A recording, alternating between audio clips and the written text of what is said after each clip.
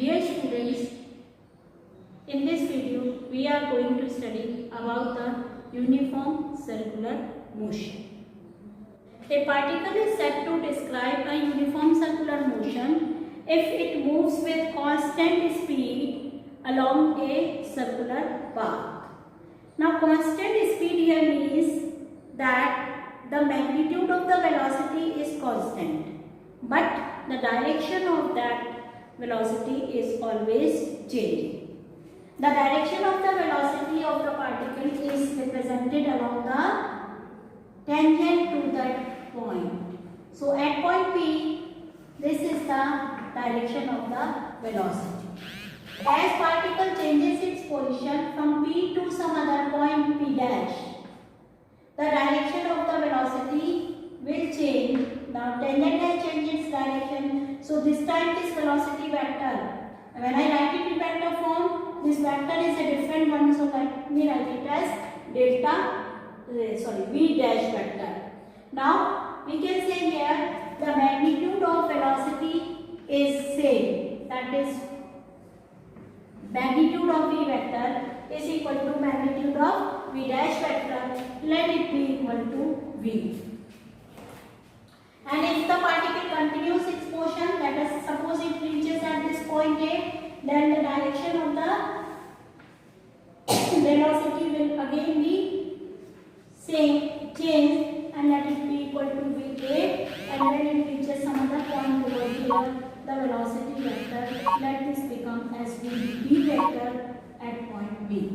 So what is seen here, that the particle is, when it continues its motion in a circular path, then its velocity vector keeps on changing its direction at each point, and at every point this velocity is perpendicular to the direction of the radius. Now we are going to study whether this uniform circular motion is an accelerated motion or not. Though the particle is not changing the magnitude of the velocity, but the direction of the velocity is changing, it means that there will be an acceleration in this motion. So this is a special case of motion, or a special case of an accelerated motion, in which the magnitude of the acceleration will remain constant, but its direction will continuously change. Let O be the center of this circular path and the radius is equal to R. This is the initial position of the particle, and the position vector of this point P is equal to R. The velocity of this particle at this P point is directed in this way. This is V vector. Considering the motion of the point P, let the position vector of point P dash is R dash vector, and the angular displacement is equal to delta theta.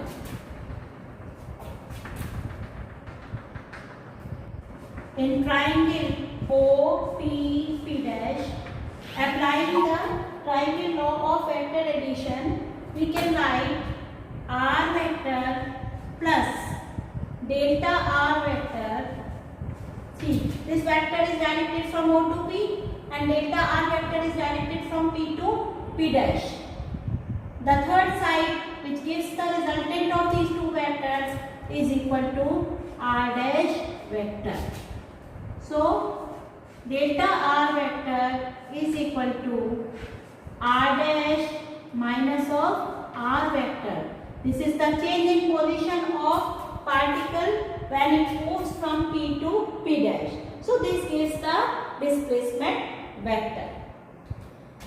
Now considering the velocity vectors, at P point the direction of velocity is along this line. This vector is V.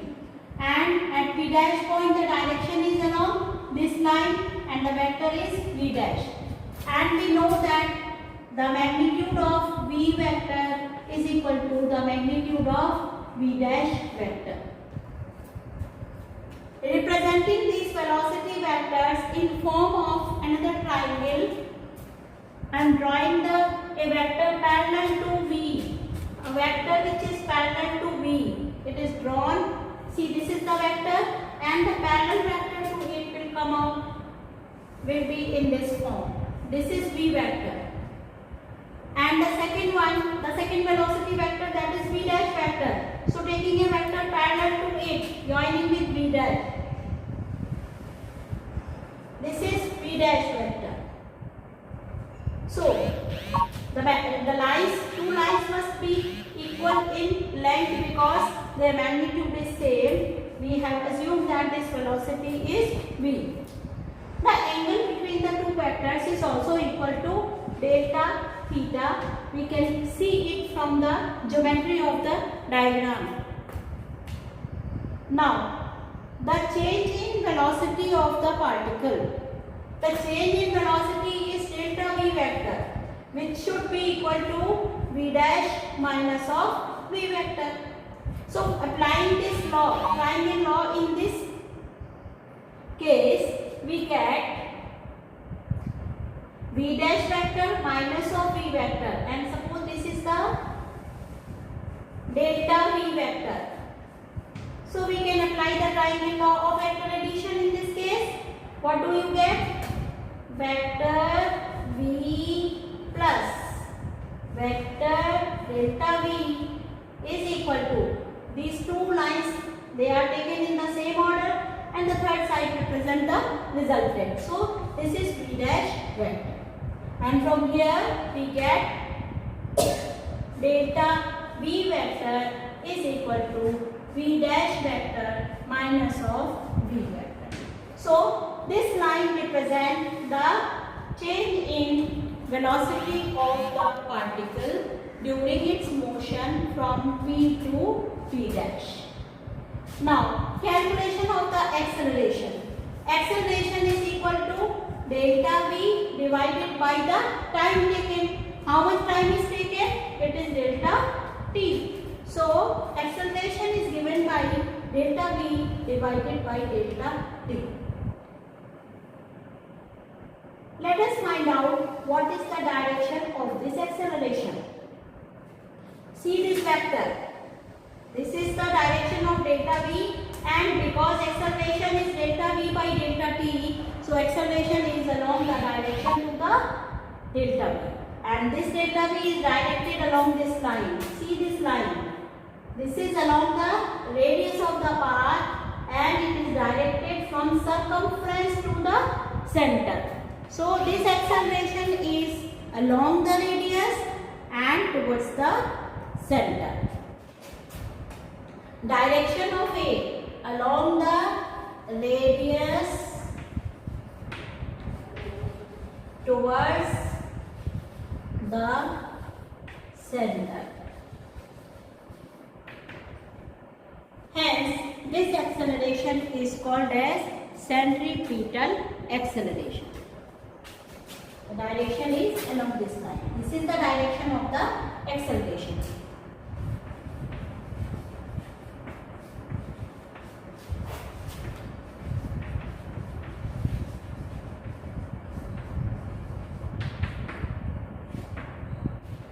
The centripetal acceleration is often represented as a symbol AC. C is the suffix used here, and now we are going to find out the value of this centripetal acceleration. Let us consider these two triangles O, P, P dash, and this triangle of velocity. We can compare these two triangles. What is the time? See, these two sides are equal. Angle is delta theta, and here again these two sides are equal and angle is delta theta.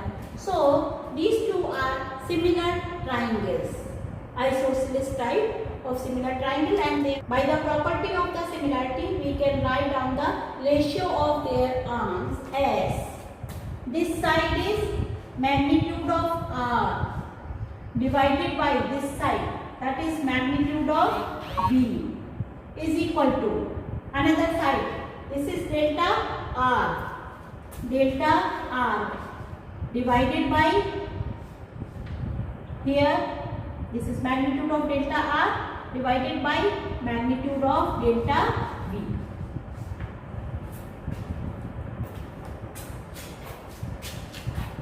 Or this r upon v is equal to delta r divided by delta v. This implies that delta v is equal to v by r multiplied by delta r. Now dividing both sides of the equation by delta t. So we get delta v upon delta t is equal to v upon r into delta r upon delta t. What is this quantity? Delta v by delta t. Just now we have learned that it is the centripetal acceleration. So AC is equal to v by r. And what is this? Delta r by delta t. It is the change in position per unit time. Nothing else but simply the speed or the velocity or the magnitude of the velocity. So AC is equal to v square by r. Thus, the calculation for the centripetal acceleration. This is the formula. What is it? It is AC is equal to v square by r. This acceleration depends upon two factors, the velocity as well as the radius of the circular path. And the direction we have already learned. It is directed along the radius towards the center. Because the circular motion is having an acceleration AC, and as soon as the particle changes its position, the direction of the acceleration also changes. So this is the direction of acceleration. At every point, acceleration will change its direction, but the magnitude will remain same. Magnitude is v of p square by r and the direction is continuously changing. Therefore, this is a special type of case in which the acceleration is there, but the value of the acceleration is not changing. It is always along the radius towards the center.